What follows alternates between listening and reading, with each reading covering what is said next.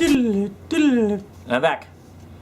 Swag time. Okay, so I actually only purchased one, like hardback, that sort of thing or whatever, and I picked this up from Wes Craig. This is his own personal comic called Black Hand. I've seen him post tweets about it and stuff, and I thought I'd be interested in it. It's considered fantasy horror, so I was interested in picking this up. First time in print, I guess, this little thing. So I picked this up when I had him sign my other stuff. Black Hand featuring the Greg Diggers Union, Circus Day, and The Seed.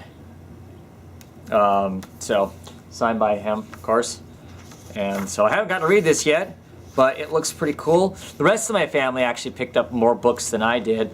I believe my son picked up the last hardback that's been put out of Mice Templar. My other half picked up Blankets in hardback, signed by Craig Thompson, I believe is the creator on that. She bought it from the Comic Book Defense League, and all their proceeds go to fighting against censorship and creators that find themselves in some sort of legal trouble because of what they put in their comics, or retailers that are suddenly finding themselves being sued over the comics they're selling, or like if you have your collection of comics and you travel from one country to another, potentially those comics and you could be held at the border and then charged with anything from peddling pornography or that sort of stuff. So all a good thing to have the money go towards. I think my other half also bought some other more independent books or whatnot, but I do not know. And when I say independent, I mean really independent. Like they're not produced by a company; they're self-published things. But this looks cool. This looks cool. Looks like it's gonna be some fun to read. It's a little less Deadly Class, a little more Wes Craig, because this is just him doing his own his own thing, which will be cool. I'm excited to check it out. Kind of odd format for it, but that's as far as swag. I picked that up, so pretty cool. Looking forward to reading that. I picked up a bunch of shirts. I like to pick up comic book shirts.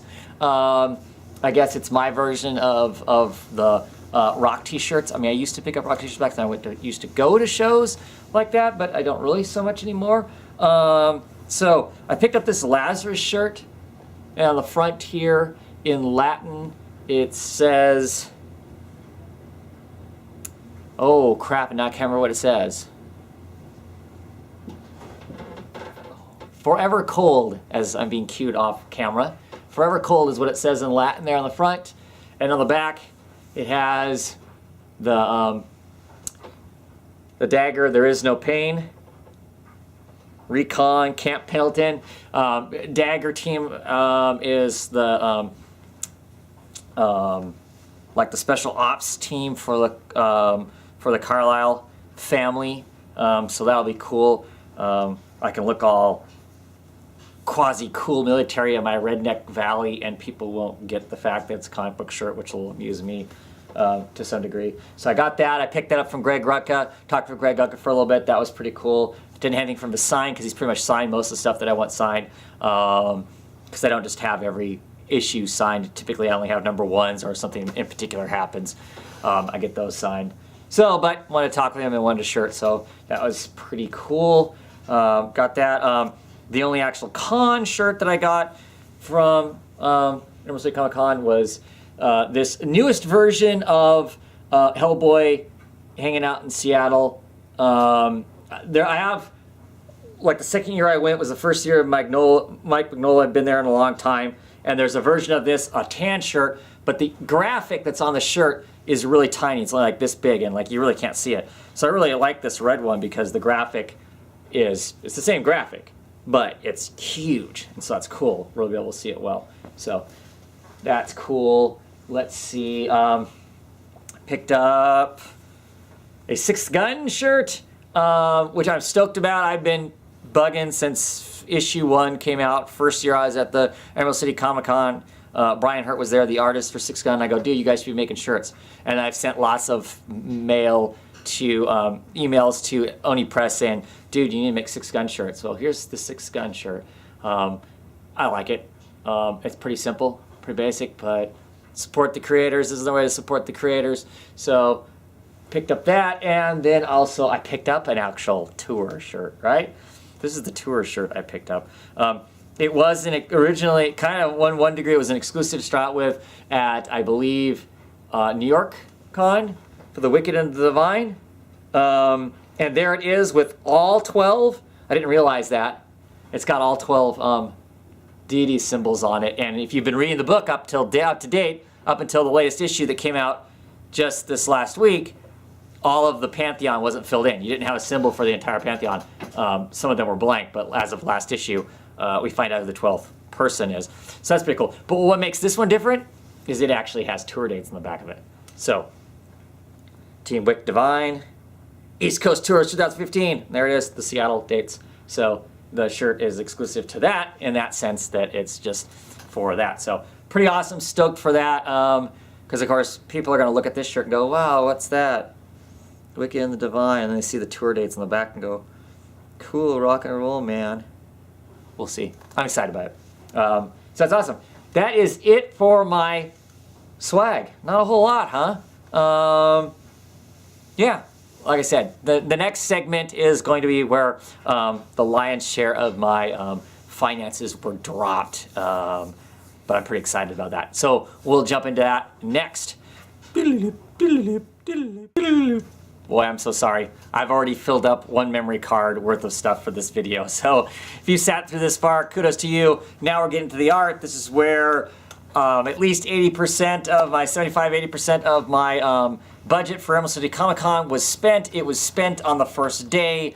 And I don't care. I still really enjoyed it. The first piece I bought we'll save to the very end. That's the piece I'm most excited about. It was, I think, Thursday. I had decided I'm going to this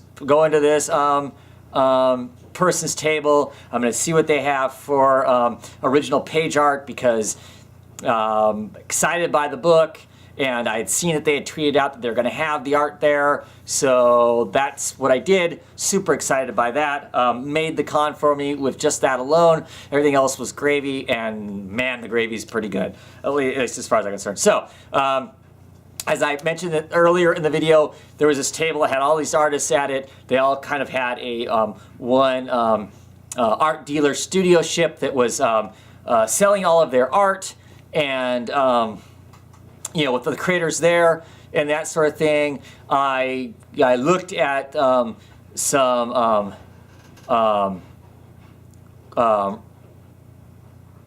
Riley Rosmo art that was pretty awesome. Looked through that, and Riley Rosmo was sitting there. He was working on a commission at the time. Briefly talked to him a little bit about some of his art. Then right next to him was James Heron, who's currently doing Rumble, who's done a lot of BPRD type work. Was it was, well, he wasn't there right at the moment. He was off like getting something to eat or whatever, but his artwork was there. I was looking over his artwork, talking with Ethan about the art style, the line work that's there, the facial expressions and whatnot, and some of the jaw lines and how, you know, he does this work and makes these great faces and all that stuff. And Riley Rasmus, who was sitting there doing his own work, starts commenting on James Heron's work also about what I was observing and whatnot. Riley showed me a page that he had bought from James that had a certain type of style of something that he was looking for in it. You know, talking about the artwork that's there, and you know, pretty soon the art dealers in on the conversation too. Not to toot my own horn, but they seemed pretty impressed that I had the eye that I had and what I was looking for and whatnot. And I came away from that table with 2 pieces of art. I would have gotten more from those guys, from all those creators there. I wanted a piece of Mooneyham art from Five Ghosts. I just didn't have the cash on hand, and their credit card was not working, which is probably good for me because I would have gone probably crazy pants because there was some Catwoman art from Gary Brown there that I would have loved to have picked up also. And yeah, and there were multiple James Herron pages that I would have loved to have picked up. But what I did pick up was, I picked up a page of Riley Rosmos art. This is page 13 from issue 4 of Rasputin. This is him raising the princess, the Tsar's daughter's Cocker Spaniel has died, and he uses his magic, his Rasputin magic, to raise the dog up. There's this ghost father standing in the background, and the happy princess afterwards. Give you a closer look at some of this here, some of the work, the ink work here on it. And I don't know if you can see that on the camera. The pink lines that are there and the blue lines don't show up when the thing gets scanned in to then be colored and whatnot. There's Riley's signature and his signature skull and crown. But yeah, there you go. There it is. And of course you can see around the borders all that's where he's testing his pen to get the right ink flow that he wants on his brushes and stuff like that. Pretty cool. Here is the actual comic page, just to kind of, oops, see if I can let's shine on. I've got these things in a plastic slip to keep it protected for the travel, but there you go. There's the original versus the color version of what is. Ooh, yeah, let's try this. There's no smart way to do this. Anyway, there are the two. I'm very pleased. For art prices, this was extremely reasonably priced. For being kind of a dynamic thing, I wanted a piece that showed some of Riley's standard type work as far as his inking goes on it and stuff. As far as the page of Rasputin, it's a pretty exciting page. You actually see him, creating using his powers for something. You get some great facial expressions in here. There's a bit of story here. Clearly, he's doing something to the dog, and the dog is done, and the girl is happy. So, storytelling work without dialogue. Not that there's only one piece of dialogue on that page anyway. Somebody saying joy, and that's it. But yeah, pretty excited by that. And then the James Herron page that I got is right here. This is from issue 2, and this is page 5. This is our main character, the Scarecrow God, dispatching 2 gargoyles that have shown up to steal our main character's sword. So here he is about ready to finish off one of these gargoyles. Another gargoyle comes leaping down to get him. You can see he sees the corner of his eye, and then he slashes and literally cuts the thing's head in half, and half of it's still there. Just an incredibly dynamic, you see his head flopping off, incredibly dynamic pose there. I did get James to sign it after a while, because I bought the page and he wasn't there when I bought the page, and then he came back by, and I came back by and got it signed when he was around. This is actually a pretty clean page. A lot of James' pages, he actually literally has tons of stuff drawn around the sides as he practices what he wants to do, it looks like. He also, a lot of his original pages actually literally have cut and paste. Like let's say he didn't like the way this looked, he would literally draw it on another page and then tape it over the top or glue it down over the top of the page that's there. Kind of old school, which I think is pretty awesome, whereas lots of artists now, as they're moving to the digital, clearly you can cut and paste with a digital computer program pretty easy. Let me pull out, so here's issue 2 of Rumble. Let me pull out that page, because it's always kind of cool to see the actual page. There are some other pages from this issue I would have loved to have gotten that I didn't quite get to. So here is the colored page right here. Okay, so there he is, lopping that guy's head off there and stuff. So there is original versus the colored page. Give you an idea of what it looks like between the two. Pretty stoked, pretty excited by that. Like I said, there were lots of James Herron pages there, lots of BPRD pages with Howard, a character I really like. Would have loved to have picked some of those up. This page was for sale too. I wish the cats that were in this were for sale. They weren't, but there were a lot of issues there. Like I would have loved to have gotten, there's a page in here of these pages. This page right here is freaking hilarious. this guy's shorts are super detailed Hawaiian shorts, but this is a pretty awesome page. Just that, but over on the side, this guy's face, there were like 3 other faces pasted along the side of it that like he was trying to decide which face he was going to use in there. So that was pretty cool. I'm trying to find, there's this. I would have, this page was there. I would have loved to have gotten this page just because that freaking giant cat. But yeah, there was some cool stuff. Plus, like I said, there are lots of BPRD pages that were pretty exciting in there also. But I'm stoked. I'm stoked with my this page. It's you know, it's dynamic. It's a cool action page. So excited about that.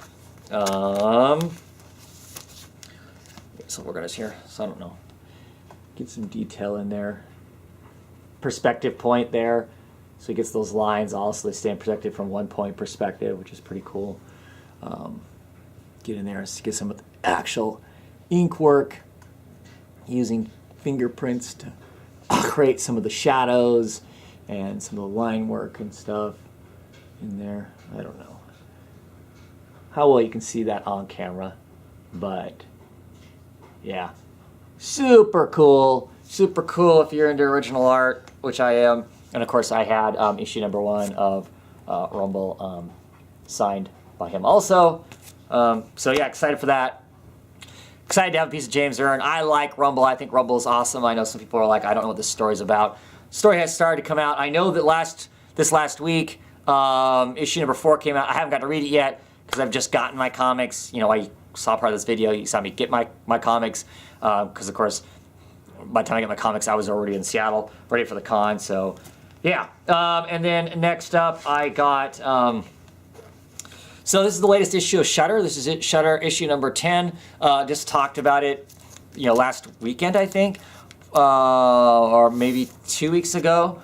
And it's really funny because reading along, this is the one everybody laughs about because it's got this guy at the end of it. You're looking up his crystal nose with this crystal beard. Well, I could actually own this page if I wanted to. But a lot of this page was there. The artist, Leila Delca. I know I'm killing her last name. Great, awesome. You know, she actually looks an awful lot like our main character here.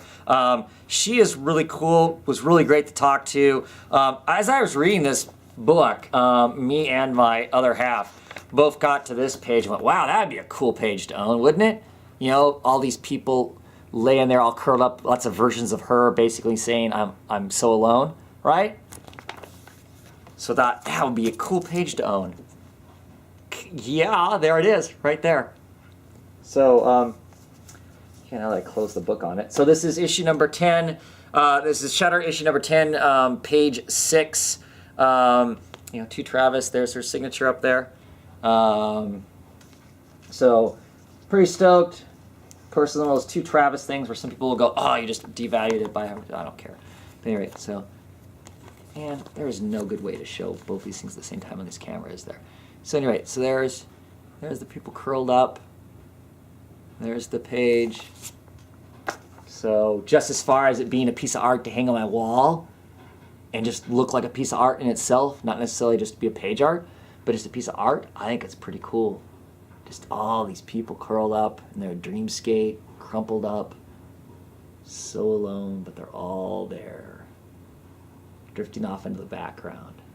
So that's going to look badass, I think. That's going to look cool, framed up just like that, right? So super excited about that. Like I said, she was really awesome. She was thrilled to death to sell it to me. I feel like I got a good deal on it also, price-wise, just because, you know, it's a splash page, basically. Splash pages typically go for more than what a typical interior page would go for. So, yeah, pretty stoked about that. But, so, the main thing, this is, like I said, Thursday, I finally nailed down. This is what the heck I'm going to do. I'm going to this table. I'm super excited because the guy had tweeted that he was going to have some art there. And what I'm talking about is The Invisible Republic. I talked about this book both in my own review and in Comic Book Roundtable about how much I liked it. Thought it was an awesome book. Great artwork in it. Really cool dynamic story. So I talked with with Gabriel Hardman and Karina Beckhill. Didn't talk with Karina quite so much. I mostly talked with Gabriel because like I was standing there when they showed up. I actually beat them to their own table. The opening of the cons, the first place I went, I stood there and I'm like, I'm gonna wait here until they show up and see what I can end up with and whatnot. So there's his signature, her signature down there. I screwed up. I should have had the colorist because I believe the colorist was also at the con. I should have had him sign it too. But yeah, really dug this book. It was great getting to talk to him. I commented on the fact that I was like, you know, so your solicitation was solicited this book as being Blade Runner meets Breaking Bad. And I was like, boy, it almost made me not get it just because I was like, yeah, there's no way you're going to meet that.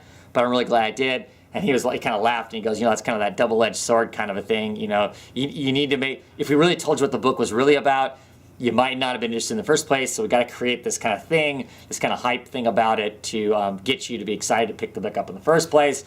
Claim whatever, it worked out and whatnot. So, and I said, look, you know, I flipped through his page. He had almost this entire issue there. He has issue 2 there. I started to flip through issue 2 and I quit flipping through issue 2 because I really want to get spoiled that much.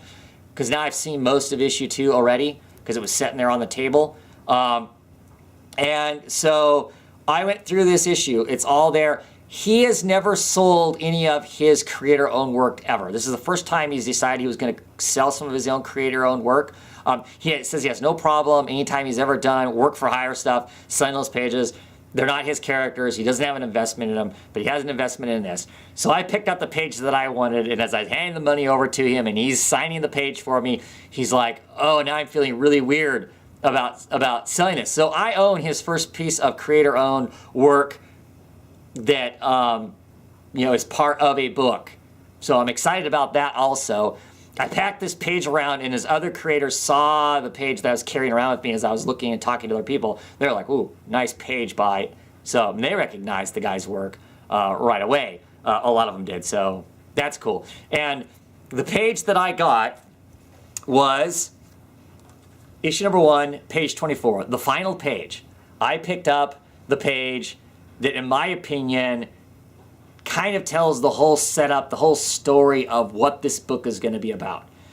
Got our main character staying here in the foreground is a reporter who's going to be telling the story of the rise and fall of this government, of this man, of this mighty dictator that this whole story first started out with. And of course, in this picture, in the background, on the wall is a peeling old poster that's wearing down of the dictator himself. And we're going to get this whole story between these two, this man reading this journal and discovering who this man was. And so for me, this page, out of all the pages, I mean, like I said, I had my pick of every page in the entire book, basically.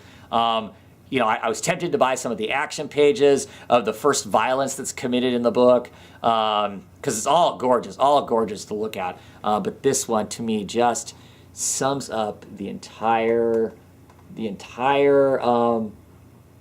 series, or what it's going to be basically about, right there in that one page. And it is awesome. Great line work, great inking, you know, and the gray scale, you know, shadowing ink washes on it. Just incredible. These lines that make up the bricks behind the building that are fading through the poster, and some of the places where it's torn. Just trying not to get so much glare on it, but just impressive as all get out, and extremely cool. And there he signed it down there at the bottom for me. And yeah, I'll show you the original page in here. Super excited for this book. I hope it catches on. I hope a lot of people read it, because I just love the book, not because I'm concerned about the value of my you know, the value of the page, because I'm probably never getting rid of it. I'd have to be pretty desperate. But I mean, all of these pages were there. You know, all this stuff with the big action and the violence and all that kind of cool stuff that you kind of go, ooh, because lots of times, you know, action pages sell for more because there's something going on, as opposed to like a bunch of talking faces. Like this was I was tempted to get this page just because it was pretty exciting looking and whatnot. But at the end of the day, there it is. There's the page. There's the page in all of its colored glory. Versus my page. And like I said, it is just, it just sums it up. It sums it up so well. And of course I get a little more art because that train of weird bubbles down there as he's trying to make a connection to say, hey, look, I've got this story that no one's ever heard of. Yeah, pretty damn excited, I gotta say. Super excited to have this. This is gonna be another one of those pieces that's gonna just, it says something just being its own piece like that. That's gonna look so awesome framed up just as that, as a piece of art, because it's a splash page. Super excited, super stoked. And that was my con. Lots of other stuff I could talk about. As far as people I talked to, stuff I heard, panels I went to, strange little conversations I had or overheard people having with other people around stuff. Maybe I'll talk about that at some point, where there are some great panels that talked about some really interesting stuff. Saw incredible cosplayers. I have no pictures of any of that stuff. I have no video of the con floor or whatever. That never seems to work out for me to do that. So I didn't even bother this time. I took the camera with me, absolutely did not use it. Stupid internet connection and phone connection inside the con is still crappy as hell. I would send a tweet at one point and it would take hours for that tweet to get out to anybody. That's why you didn't see a lot of me tweeting as much as I wanted to. I always really want to just be able to live tweet my experience so you guys can experience what I'm experiencing, because it's so awesome. But it never seems to work out that way, unfortunately. That last video that I did, my day 2, it literally took all day for that thing to load. I shot that video in the morning and it took all day, and I had to recharge my phone 3 times because the video kept trying to upload while I was on the con floor, and it was awful. So it never seems to work out the way I want it to, as far as that goes. Maybe next year, by next year, I'll have some inexpensive laptop that I can use in some sense. I'll be able to do, maybe I'll even do a comic book roundtable, if I'm still doing comic book roundtable a year from now, which I hope I still am, and I hope you're still here with me doing this stuff. Next year, Emerald City Comic Con is going to be 4 days in the beginning of April. I can't imagine. 3 days about wiped me out. I can't imagine what 4 days is going to be like. I better start saving my money now, because 4 days is just 4 more days of being able to go crazy, spend money on awesome stuff. And who knows, maybe I'll actually be effective one of these times and actually buy lots of back issues, which I seem to be horrible at doing when I get to these cons. Too many other shinies that get my attention, I guess. Anyway, thanks for if you hung in with me this entire time. I'm sure this video is like a freaking hour-and-a-half long or something ridiculous like that. I hope you enjoyed all the different pieces of it. And it was a great time. Yeah, thanks for watching, and I'll see you later on the week with more stuff, I'm sure. Have a great one, everybody.